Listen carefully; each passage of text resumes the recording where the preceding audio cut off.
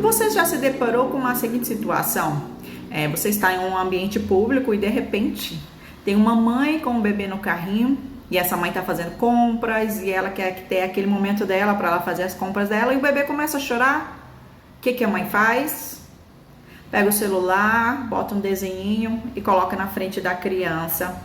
E a criança ali, ela se diverte, já chama muita atenção. Eu tô falando de bebês, né? Então os bebês, eles são atraídos pelas cores, pelo movimento, isso atrai os bebês.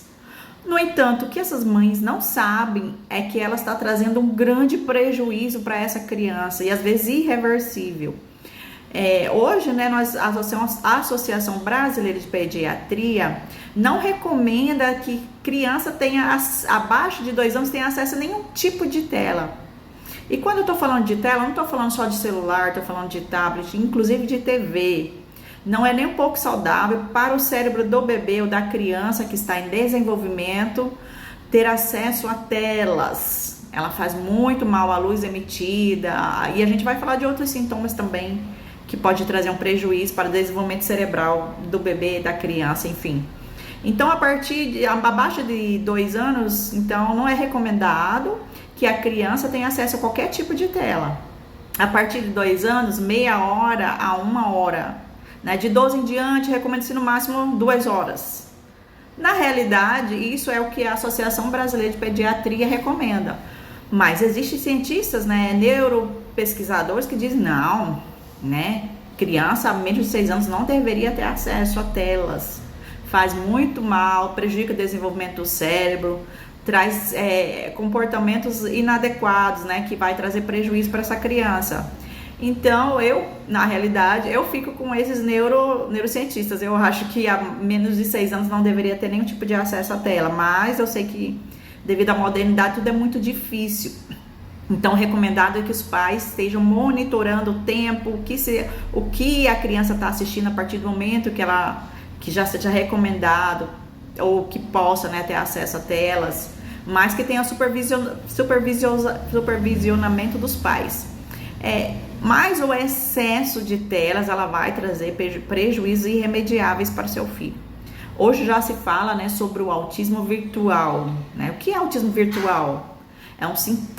São sintomas que aparecem devido ao uso excessivo e precoce de telas. Essa criança vai ter prejuízos assim com sintomas parecidos com o autismo comportamental. Por que comportamental? Porque ele vai ser produzido pelo ambiente. As telas, aquilo que a criança está tendo muito contato no período de desenvolvimento cerebral. Já o autismo tradicional é aquele que a criança nasce com ele, já vem na genética. Esse é considerado realmente autismo. Por isso que deu só o nome de autismo virtual. Foi um apelido dado porque os sintomas são parecidos. Quais são os prejuízos que essas crianças podem ter? De dificuldade, né, de interação social, do desenvolvimento social, porque nós sabemos que a tela ela vicia, né? Ela vicia até o adulto. Imagina a criança que está com o cérebro pequeno em desenvolvimento, ainda não tem um filtro para distinguir o que é bom e o que não é. Então a tendência dele se viciar é muito mais fácil do que de um adulto. Por isso que não é nem recomendado, por esse entre outros motivos. Problemas de cognição, né? Inclusive ansiedade, depressão, obesidade, diabetes, porque as crianças ficam na tela. Hoje em dia já não brincam mais de correr como era 30, 40 anos atrás. As brincadeiras eram correr, jogar bola, pular amarelinha, pular corda. Então essas são as brincadeiras dessa época em que era saudável, né? A brincadeira na época era muito saudável. Se hoje quando eu dou uma palestra, eu pergunto para a pessoa mais velha, né? As pessoas mais velhas, qual a brincadeira que você lembra que você brincava? Eu gostava muito de pular corda, de elástico. E como é que essas pessoas lembram? Como é que elas têm essa lembrança? Porque ela teve inteiramente social. E isso mexia com as emoções, traz essa lembrança que fica grafado no inconsciente e no consciente também dessa pessoa. Então por isso ela se lembra hoje.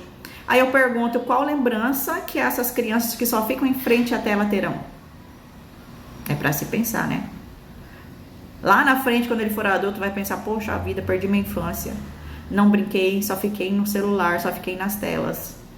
E o nível de vício hoje está tão grande, gente, que o negócio está ficando muito sério. Nós vimos um caso de um menino que, com 13 anos, matou a mãe, o irmão e feriu o pai.